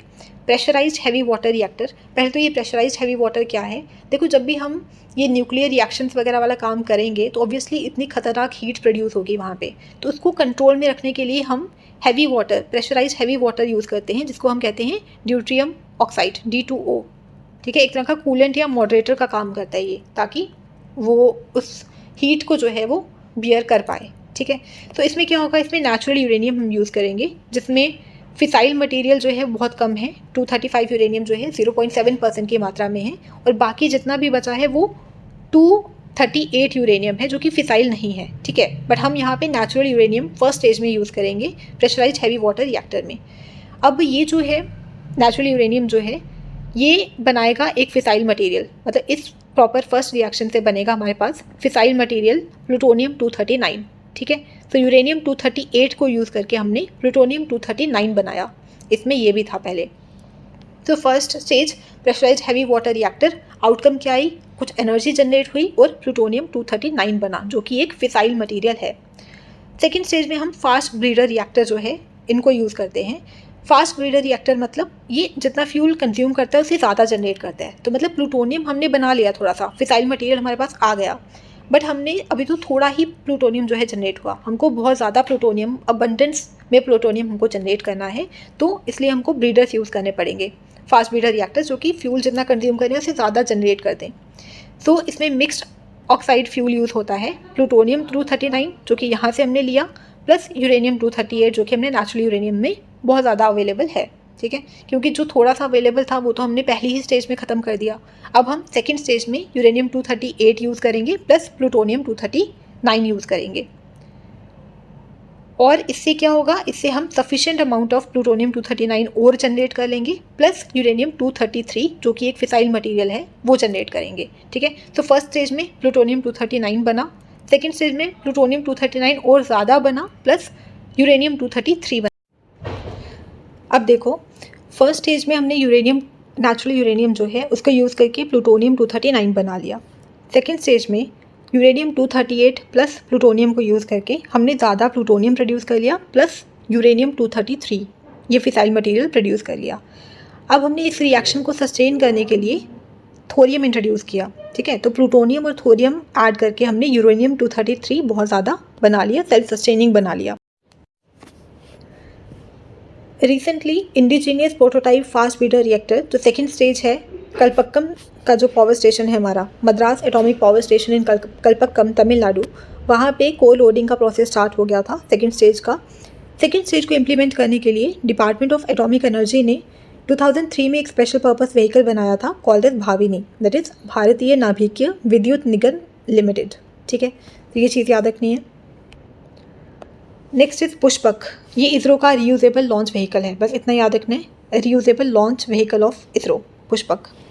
अल्फ़ा फोल्ड क्या है, ये आपने अगर नोबेल प्राइज़ वाली वीडियोस देखी होंगी तो उसमें ये हमने अल्फ़ा फोल्ड पढ़ा था। एआई मॉडल है जो कि प्रोटीन का जो फोल्डेड स्ट्रक्चर होता है उसको प्रिडिक्ट करता है। ठीक है, आप मुझे बताएं कि अल्फ़ा फोल्ड वाला जो एआई मॉडल है ये किसने डेवलप किया था, किनको नोबेल प्राइज़ इनमें मिला था। Next is Balon protein. What is this Balon protein? ये बैक्टीरियम साइक्रोबैक्टर यूराटिवोरेंस जो है, ये बैक्टीरियम है, इसको हेल्प करता है to go and come out from to go into and come out of dormant state when its environment changes. तो ये बैक्टीरिया का जब आसपास का इन्वायरमेंट चेंज होता है तो ये आराम से डॉर्मेंट स्टेज में जा सकता है और फिर वापस जिंदा हो सकता है इस बैलोन प्रोटीन की हेल्प से। ठीक है, तो बैलोन क्या एक प्रोटीन है जो इस बैक्टीरिया को अपना डॉर्मेंट स्टेट में जाने में हेल्प करता है। नेक्स्ट इज IIT दिल्ली जो है, इनको प्राइज़ फॉर AMR प्रोजेक्ट मिला है। AMR सेंस क्या है? ये एंटी माइक्रोबियल रेजिस्टेंस, जिसकी एक अलग वीडियो प्रेजेंट है यूट्यूब चैनल पे, तो आप वो देख सकते हैं अगर आपको नहीं पता है कि ये क्या होता है एंटी माइक्रोबियल रेजिस्टेंस। तो इसके लिए IIT दिल्ली जो है, इसको प्रोजेक्ट के लिए प्राइज़ मिला है in Trinity challenge. The next is Parkinson's disease, very important. ये एक तरह का ब्रेन डिसऑर्डर है, ब्रेन की आपकी डेवलपमेंट नहीं हो पाती है प्रॉपरली, आपको मूवमेंट में प्रॉब्लम्स हो सकती हैं, आपके मेंटल हेल्थ इश्यूज़ हो सकते हैं। और इसका कोई क्योर भी नहीं है। और 10% केसेस जो है वो जेनेटिक केसेस होते हैं। ठीक है, जेनेटिकली वो डिसीज़ आ जाती है। देन इसमें ब्रेन जो है वो डोपामिन रिलीज़ नहीं कर पाता है, आप स्मेल नहीं कर पाते हो, आप मूवमेंट नहीं कर पाते हो अच्छे से। ठीक है, तो पार्किंसन डिजीज़ में ये सब चीज़ें होती हैं। नासा का एक मार्विन मिशन है फॉर मार्स। ठीक है, देन नासा का ही एक मार्स सैंपल रिटर्न प्रोजेक्ट भी है। LZ4 क्या है? It is N asteroid. ठीक है, LZ4 अगर पूछा जाए एक एस्टेरॉइड है। ओके, सो नेक्स्ट है चाइना का chase mission. So this is what Chinese H alpha solar explorer. तो चेज में याद रखना है CH से चाइना लगा लो और S से सोलर एक्सप्लोरर। ठीक है, मार्स का, हाँ, मार्स में एक इम्पॉर्टेंट टर्म है, जैसे हमने सी ऑफ ट्रैंक्विलिटी पढ़ा, देन हमने ग्रेट रेड स्पॉट जुपिटर का पढ़ा। नेक्स्ट है मार्स में एक वोल्केनिक रीजन है जिसका नाम है थार्सिस। ठीक है, तो थार्सिस अगर पूछा जाए, मार्स में एक वोल्केनिक रीजन है एंड यहाँ पे 3 क्रेटर्स अभी डिस्कवर किए गए थे जिनका नाम रखा है Lal crater, Mursan crater and Hilsa crater. ठीक है, Lal, Mursan and Hilsa craters, Tharsis volcanic region, Mars. Then HIV AIDS के बारे में अगर हम पढ़ते हैं तो HIV क्या है? HIV is human immunodeficiency virus. इसकी वजह से डिजीज़ होती है called AIDS, acquired immunodeficiency syndrome. ठीक है, एड्स के लिए कोई भी वैक्सीन अवेलेबल नहीं है। देन HIV वायरस जो है 2 तरह का होता है। HIV वायरस 1 से ग्लोबली लोग इन्फेक्टेड है, मतलब ग्लोबली कहीं भी हो सकता है ये। HIV सेकेंड जो है, इसमें ज़्यादा जो है वेस्ट अफ्रीका तक ही सीमित है एंड लेस ट्रांसमिसेबल है। ठीक है, अब ट्रांसमिशन जो है वो बॉडीली फ्लूइड से हो जाती है, like semen, blood etcetera. Then CCR5, ये लास्ट ईयर न्यूज़ में रहा था। CCR5 ये क्या है? ये HIV को रिसेप्टर है, HIV का को रिसेप्टर है जो कि HIV का एक तरह का डोरवे एक्ट करता है। देखो, नॉर्मली समझते हैं लेमन टर्म्स में, तो जैसे आपकी बॉडी में, ये आपकी बॉडी है, इसमें एक एंटीजन आया। एंटीजन क्या? कोई भी फॉरेन इन्वेडर, वो वायरस हो सकता है, बैक्टीरिया हो सकता है, जो आपको इन्फेक्ट करने आ रहे हैं। आपकी बॉडी में बहुत सारे इम्यून सेल्स होते हैं। ठीक है, नॉर्मली देखो लिम्फोसाइट्स होते हैं आपकी बॉडी में, जिनको हम वाइट ब्लड सेल्स बोलते हैं। ये इम्यून सेल्स होते हैं, 2 तरह के होते हैं, T cells and B cells. ठीक है, इनको हम T cell receptor and B cell receptor भी कहते हैं। इम्यूनिटी में इनका बहुत इंपॉर्टेंट रोल होता है। सिमिलरली एक CD5 तरह का इम्यून सेल होता है, CD4 इम्यून सेल्स होते हैं हमारी बॉडी में। तो ये जो इम्यून सेल्स होते हैं, इन इम्यून सेल्स पे एक रिसेप्टर लगा होता है CCR5। ठीक है, CD4 पे मतलब जो भी इम्यून सेल्स हमारे होते हैं उनमें जिनमें CCR5 रिसेप्टर लगा होगा इन सेल्स पे, तो एंटीजन, ये जो HIV एंटीजन आता है ये इस रिसेप्टर के साथ बाइंड कर जाता है, ठीक है। तो ये एक तरह का गेटवे की तरह एक्ट करता है HIV का ह्यूमन बॉडी में। ये एंटीजन HIV वाला अटैच कर जाता है आपका CCR5 में, जो कि CD4 इम्यून सेल के ऊपर लगा होता है, ठीक है। ये इनके साथ चिपका होता है और ये HIV वाला आके यहाँ पे चिपक जाएगा और ये फिर मतलब एक तरह का नॉर्मलाइज हो गया कि हाँ ये तो अब जाना पहचाना सा है। तो ये सारे सेल्स में cell to cell transmission HIV virus की करवाना स्टार्ट कर देगा। बट अभी क्या किया है, एक CCR5 डेल्टा 32 म्यूटेशन की गई है, जिसकी वजह से ये जो गेटवे बनता है दैट इज़ CD4 सेल्स पे जो CCR5 रिसेप्टर्स बनते हैं तो वो नहीं बनने देते हैं, तो वो एक तरह का डोरवे जो है वो क्लोज हो जाता है, ठीक है। It prevents these receptors from forming on D4 cells and दस वो जो HIV का डोरवे बन जाता है उसको रिमूव कर देता है ये। नेक्स्ट इज 2025 को डिक्लेयर किया गया है International Year of Quantum Science and Tech, ठीक है। तो इसी में एक नेशनल क्वांटम मिशन देख लो, department of science and tech का है। इसका टाइम पीरियड क्या है, 2023 में लॉन्च किया था और 2031 तक ही चलेगा। Next is कोलिकन इनायकली। सो ये क्या है, ये एक न्यू डायनासोर स्पीशीज मिली है पेंटागोनिया साउथ अमेरिका में। तो इनाकयली जो है ये एक डायनासोर स्पीशीज़ है। देन एक बुरोनियस मैनफ्रेड शिडमी जो भी है, ये मैन से याद रखना, ये एक टाइनी ग्रेट एप की स्पीशीज़ है जो कि 11 मिलियन साल पुरानी है। देन तृष्णा सैटेलाइट, तो इंडिया एंड फ्रांस का इनिशिएटिव है ये, फ्रांस की जो एजेंसी है स्पेस एजेंसी CNES उनका। तृष्णा क्या है, thermal infrared imaging satellite for high resolution natural resource assessment. तो जो भी नेचुरल रिसोर्सेज अवेलेबल हैं, वाटर, आगे minerals, what ever natural resources available हैं, सो उनको ये हाई रिसोर्स इमेज इनकी प्रोवाइड करती है, हाई रेजोल्यूशन इमेजेस प्रोवाइड करती है। तृष्णा सैटेलाइट थर्मल इंफ्रारेड यूज़ करती है ये, ठीक है, इंफ्रारेड यूज़ करती है ये। That's it. Next is Russian cosmonaut है ओलेग कोनिनेंको। सो ये फर्स्ट पर्सन हो गए हैं to spend 1000 days in space. Next is Starliner project, किसका है, बोइंग का है, ठीक है। तो ये एक स्टारलाइनर जो है एक बोइंग स्पेसक्राफ्ट है जो कि क्रू को लेके जाएगा इंटरनेशनल स्पेस स्टेशन या बाकी लो अर्थ ऑर्बिट डेस्टिनेशंस में और फिर उनको वापस लेके आएगा। तो एक तरह का स्पेस टूरिज्म के लिए है Starliner project. Next private space startup है अग्निकुल कॉस्मोस। इन्होंने अग्निबाण सॉर्टेड एक सैटेलाइट जो है लॉन्च की है सब ऑर्बिटल स्पेस पे। नेक्स्ट अग्निकुल कॉस्मोस का ही एक first printed 3D rocket engine इन्होंने लॉन्च किया है, ठीक है। 3D रॉकेट इंजन फर्स्ट ये ऐसा है जो 3D printed rocket engine launch किया है। देन आर्टेमिस मिशन की अगर हम बात करते हैं, आर्टेमिस मिशन नासा का है, ठीक है, लूनर एक्सप्लोरेशन के लिए है, तो मून के लिए है ये आर्टेमिस मिशन। ये फर्स्ट वुमन को भेज रहा है मून पे, ठीक है। और इसमें जो ESA है यूरोपियन स्पेस एजेंसी, उसका भी कुछ रोल है। वो एक तरह का हैबिटेशन प्रोवाइड कर रहा है जहाँ पे क्रू लिव करेगा, रहेगा एंड रिसर्च कंडक्ट करेगा, ठीक है। Next is OSIRIS APEX. तो इससे पहले आपने ऑसिरिक्स रेक्स सुना होगा। ऑसिरिक्स रेक्स जो है ये एस्टेरॉइड बेनुक को स्टडी करने के लिए नासा का एक मिशन था। सिमिलरली अब एक ऑसिरिक्स एपेक्स आया है जो कि एस्टेरॉइड एपोफिस को स्टडी करेगा, ठीक है। एस्टेरॉइड एपोफिस के लिए हमने एक और मिशन अभी पढ़ा था, रामसिस मिशन हमने पढ़ा। तो मुझे आप बताओ कि रामसिस मिशन जो है एपोफिस के लिए जो था, ये इंडिया के साथ किसने कोलैबोरेट किया था, ठीक है, India plus which agency. Then next is monosodium glutamate. So ये क्या है, MSG मोनोसोडियम ग्लूटामेट। तो ये एक फूड एडिटिव होता है which is being used in recombinant protein production, ठीक है। तो ये सेफ़ होता है। अर्लियर जो है ये मेथनॉल उसमें यूज़ किया जाता था रिकॉम्बिनेंट प्रोटीन प्रोडक्शन में, बट उससे फायर्स हो जाती थी, ठीक है, और प्रोटीन जो है वो ऑक्सीडाइज हो जाता था, तो डैमेज हो जाता था। तो इसीलिए अभी एक सेफ़ तरीका यूज़ कर रहे हैं, फूड एडिटिव को यूज़ करके बना रहे हैं, एंड वो फूड एडिटिव का नाम है मोनोसोडियम ग्लूटामेट, ठीक है। अब हमने कुछ कमेंट्स के थ्रू यहाँ पे ऐड किए हैं नोट्स, वो भी कर लेते हैं। तो firstly we will study about black holes. Black holes क्या होती है, एक्सट्रीमली डेंस पॉइंट्स है स्पेस में that create deep gravity sinks from which even light can not escape, ठीक है। तो ब्लैक होल्स क्या होते हैं, हम एक इमेज के थ्रू समझेंगे, पहले एक बार पढ़ लेते हैं फिर इमेज के थ्रू समझेंगे, ठीक है। तो ब्लैक होल्स क्या है, बहुत ही डेंस पॉइंट्स होते हैं, डेंस पॉइंट्स होते हैं। क्यों?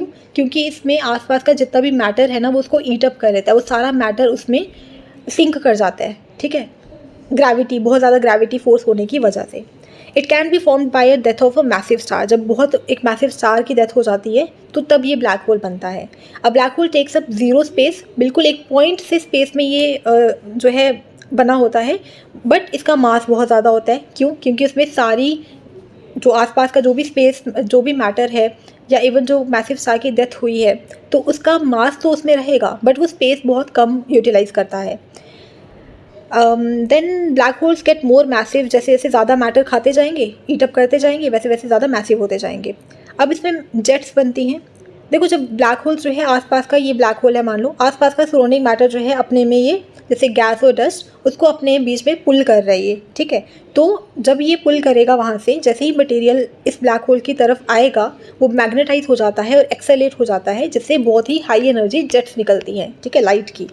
These jets needs a constant supply of material roughly equal to the mass of the sun each year। तो हर साल जो है इस ब्लैक होल को, इस प्रोसेस को चलने के लिए एक सन के मास के जितना इसको अपना मतलब कंज्यूम करना पड़ता है आसपास का मैटर। एंड जब ये मैटर उसमें कंज्यूम हो रहा होता है, वो मैग्नेटाइज हो जाता है, एक्सेलेरेट हो जाते हैं, उसकी वजह से ये हाई एनर्जी जेट्स निकलती हैं।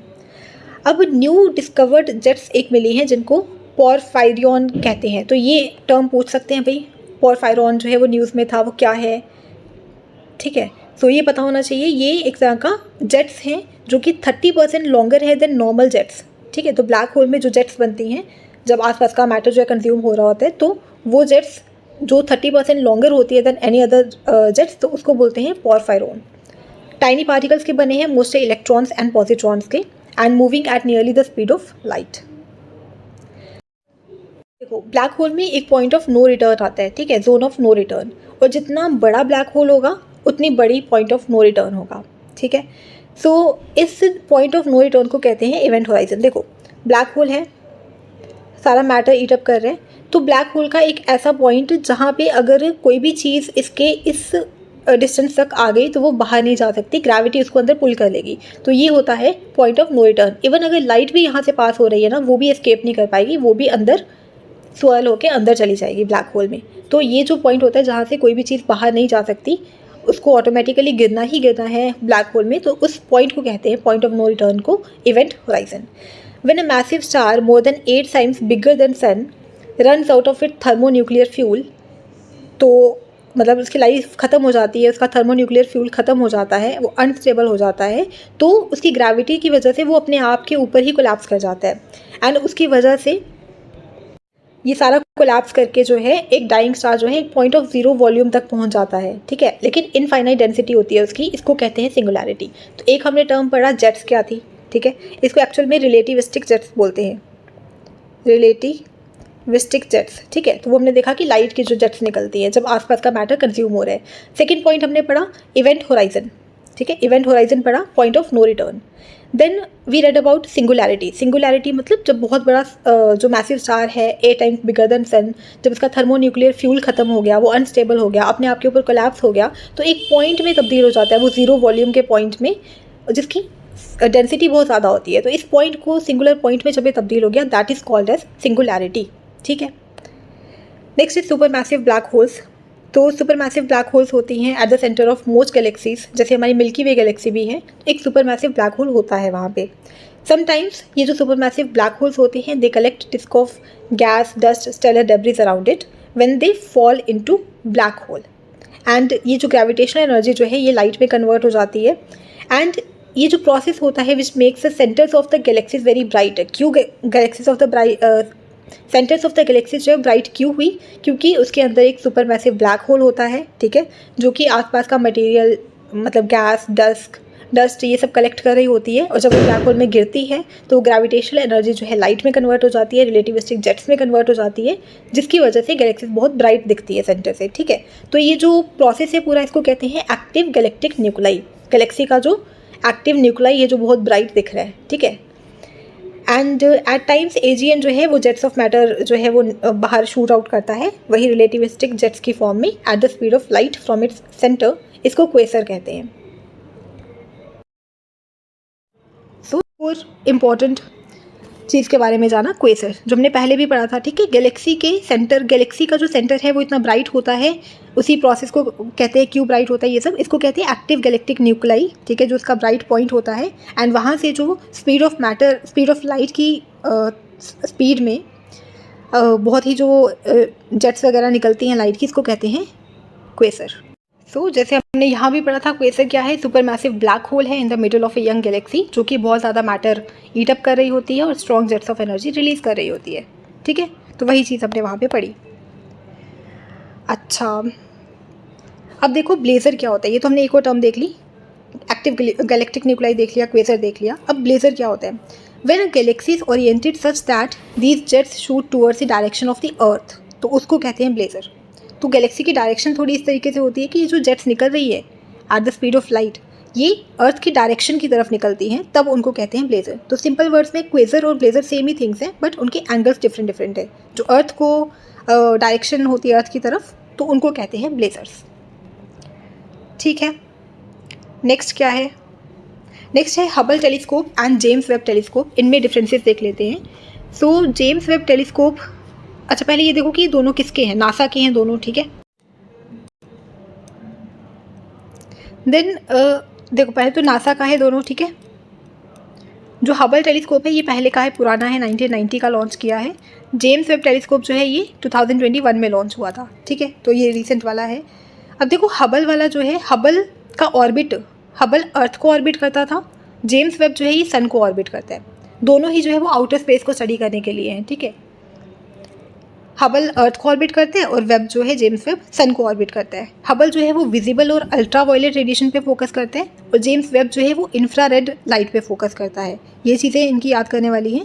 देन जो जेम्स वेब है उसका मिरर जो है लार्ज है, तो वो ज़्यादा सेंसिटिव है टू डिस्टेंट एंड फेंट ऑब्जेक्ट्स। तो ऑब्वियसली ये ज़्यादा एडवांस्ड है, मिरर वगैरह इसका ज़्यादा है, बट देखो लार्ज है बट स्टिल लाइट वेट है ये। तो जेम्स वेब लाइट वेट है, लार्ज मिरर है, ज़्यादा इफेक्टिव है, और जेम्स वेब जो है वो इंफ्रारेड लाइट यूज़ करता है, जबकि हबल जो है वो visible and ultraviolet light use करता था, ठीक है। नेक्स्ट, हाँ, सो नेक्स्ट जो है एक कोडाईकनाल टॉवर टनल टेलीस्कोप की बात की है, ठीक है। ये एक्चुअल में सन के बारे में एक हमने चीज़ पढ़नी है, कोलियोस्टैट, सन के फिनोमिना में कहीं यूज़ हुई थी ये, तो इसके बारे में पढ़ते हैं। कोडाईकनाल टॉवर टनल टेलीस्कोप है, ठीक है। इसमें 3 मिरर्स यूज़ हुए हैं to follow the sun and capture its light. Sun को पूरा ट्रैक करने के लिए 24 घंटे 3 तरह के मिरर्स इसमें यूज़ हुए हैं। फर्स्ट मिरर जो है वो सन को ट्रैक करता है जब वो स्काई में मूव कर रहा होता है। सेकेंड मिरर जो है सन की डायरेक्शन, जब सनलाइट जब डाउनवर्ड्स आ रही हैं उसको उसकी तरफ डायरेक्टेड है। एंड थर्ड मिरर जो है sends the light horizontally into the telescope. इस अरेंजमेंट को बोलते हैं कोइलोस्टैट। It allows the telescope to keep watching the sun continuously as it changes position throughout the day, ठीक है। तो क्या पढ़ा हमने, 3 मिरर्स है इसमें। कोडाईकनाल जो टॉवर टनल टेलीस्कोप है, 3 मिरर्स हैं। पहला वाला जो है वो सन को ट्रैक करता है जैसे ही सन स्काई में मूव कर रहा है। सेकेंड वाला जो है it directs this sunlight downward, and third वाला जो है इस लाइट को फिर भेजेगा टेलीस्कोप में, ठीक है। सन यहाँ जा रहा है, उसकी सनलाइट नीचे भेजी और फिर टेलीस्कोप पे भेज दी, इसको कोइलोस्टैट बोलते हैं। तो ये मतलब हमने समझ लिया। अब देखो using spectral lines to study magnetic field, तो एक second, so spectral lines use की जाती है मैग्नेटिक फील्ड को स्टडी करने के लिए। तो जब भी साइंटिस्ट ने सन को स्टडी करना होता है वो स्पेक्ट्रल लाइन्स का यूज़ करते हैं। लाइक कैल्शियम सेकेंड, ये नाम पूरा देख लेना, एंड हीलियम 1 करके ये नाम भी देख लेना। तो इससे ये पता चलता है स्पेक्ट्रल लाइन्स को यूज़ करके कि मैग्नेटिक फील्ड सन के एटमॉस्फेयर में डिफरेंट पार्ट्स पे कैसा है, ठीक है। तो बस आइडिया होना चाहिए क्या है spectral lines. Next is CAR T therapy.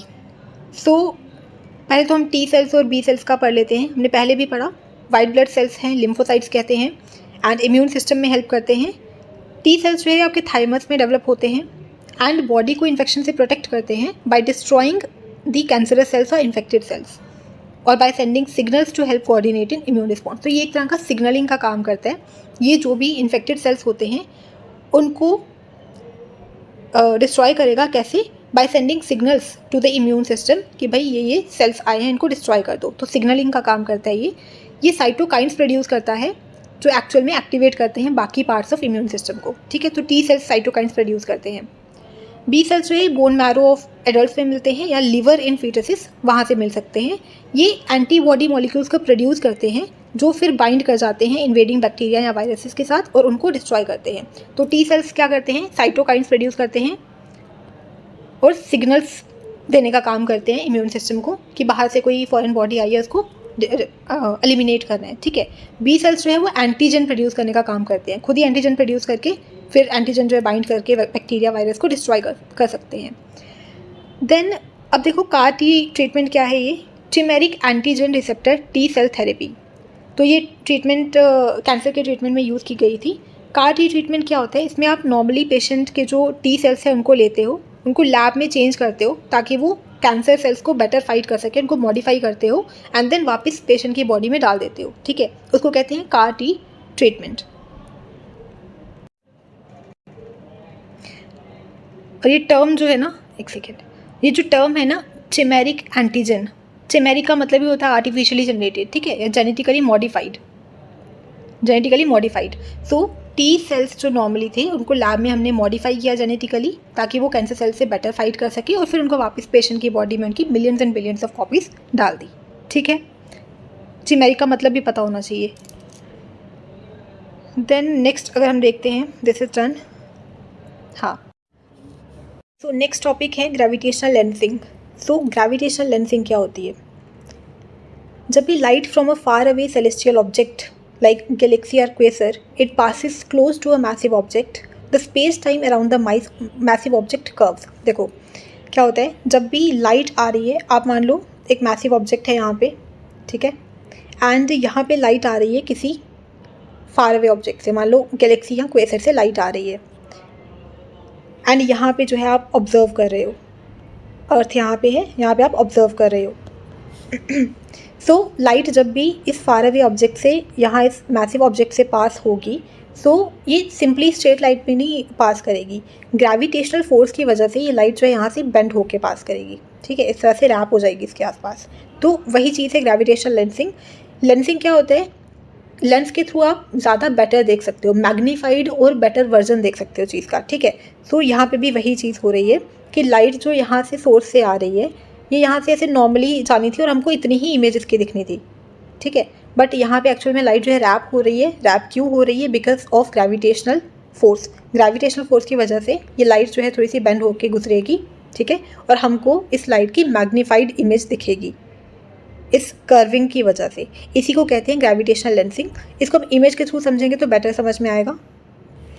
तो यहाँ पे देखो, जैसे आपका ये मान लो चंद्र जो टेलीस्कोप है वो ऑब्जर्व कर रहा है, ठीक है, ये गैलेक्सी है आपका जो मैसिव ऑब्जेक्ट आ गया, और ये क्वेसर है जो एक्चुअल क्वेसर है जिसकी जहाँ से लाइट आ रही है, लाइट यहाँ से गुजर रही है, ठीक है, इसको ऐसे स्ट्रेट जाना था, बट यहाँ पे इसकी ग्रेविटेशनल फोर्स की वजह से, गैलेक्सी की ग्रेविटेशनल फोर्स की वजह से ये लाइट जो है यहाँ से बेंड होके गुजर रही है, इस तरीके से गुजर रही है, ठीक है। बट हमको यहाँ पे क्या ऑब्जर्व हो रहा है, हमको तो यही लग रहा है कि ये जो लाइट जो है ये पीछे से पूरी इस तरीके से आ रही है ना, तो हमको लाइट का मैग्नीफाइड वर्जन दिखा, जबकि लाइट एक्चुअल में इतनी ही है, बस यहाँ से आ रही है, बट हमको दिखा पूरा यहाँ से लेके यहाँ तक इस तरीके से लाइट जा रही है, ठीक है। और जो रियल इमेज दिखेगी हमको वो क्या दिखेगी, एक्चुअल क्वेसर इतना है, उसकी ब्राइटनेस इतनी है, बट वो ब्राइटनेस हमको मैग्नीफाइड दिखेगी, और क्वेसर की इमेज एक यहाँ पे बनेगी और एक यहाँ पे बनेगी। मतलब यहाँ से हमको लगेगा कि क्वेसर यहाँ पे है, ठीक है, ऐसे लगेगा कि लाइट यहाँ से नहीं यहाँ से आ रही है, मतलब ऐसा लगेगा कि ऑब्जेक्ट की प्लेसमेंट जो है वो इधर नहीं है, यहाँ पे है, ठीक है, कहीं और से लाइट आ रही है, और इसकी दो इमेजेस यहाँ पे बनेगी और ये बेटर ब्राइटर इमेज बनेगी इसकी। इसी को कहते हैं ग्रेविटेशनल लेंसिंग।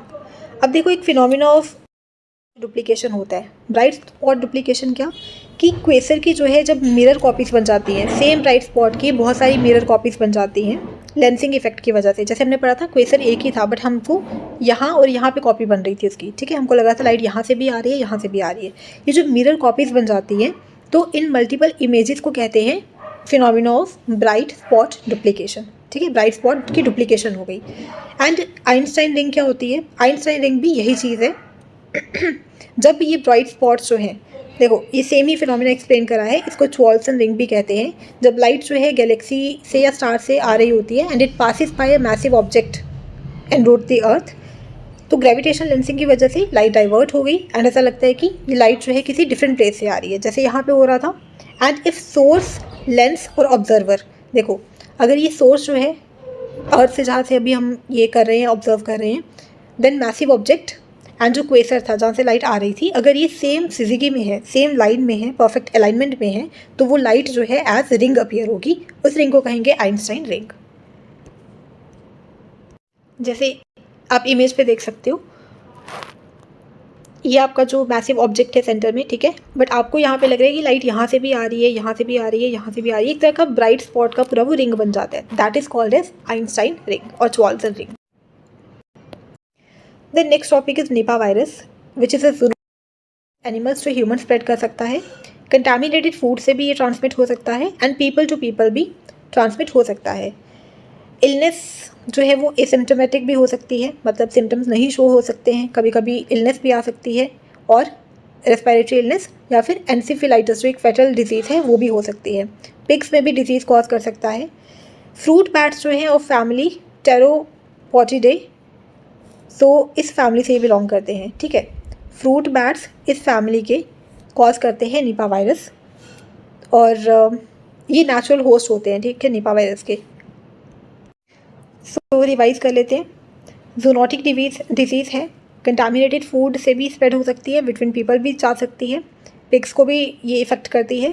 फ्रूट बैट्स जो हैं वो इसके नेचुरल होस्ट हैं। Fruit bats of which family, Pteropodidae. Then next topic आता है बिगेस्ट एवर जीनोम। ये डिफरेंट है, ठीक है, ये डिफरेंट टॉपिक है इससे। So biggest ever genome found in the fork fern, एक छोटा सा प्लांट है, एक छोटी सी फर्न है, या आप नाम पढ़ सकते हैं, बहुत डिफिकल्ट सा है, और ब्लांसियोलाटा कुछ, ठीक है। सो इसमें कहा गया है कि बिगेस्ट जीनोम जो आज तक पाया गया है वो इसमें मिला है, ठीक है। इससे पहले हमने पढ़ा था कि एनिमल्स में जो बिगेस्ट जीनोम है वो हमने पढ़ा था, ठीक है, एक स्पीशीज़ में। अब ये है कि पूरा बिगेस्ट जीनोम जो ओवरऑल पाया गया है वो इस फर्न में पाया गया है, which is a small plant, ठीक है, और ब्लांसियोलाटा इसमें, which grows in new Caledonia. जो बेस पेयर्स होते हैं, जो बिल्डिंग ब्लॉक्स होते हैं डीएनए के, वो यूज़ किए जाते हैं to measure the genome size, ठीक है, और इसका बिगेस्ट जीनोम है। बेस पेयर कौन कौन से होते हैं? ग्यूनाइन होता है, देन एडेनाइन होता है, साइटोसाइन होता है एंड थायामाइन होता है, ठीक है। तो याद रखना है, जीसी लियोंग हम पढ़ते हैं ना, तो ग्यूनाइन हमेशा साइटोसाइन के साथ होता है, ठीक है, और थायामाइन जो है वो ए के साथ होता है।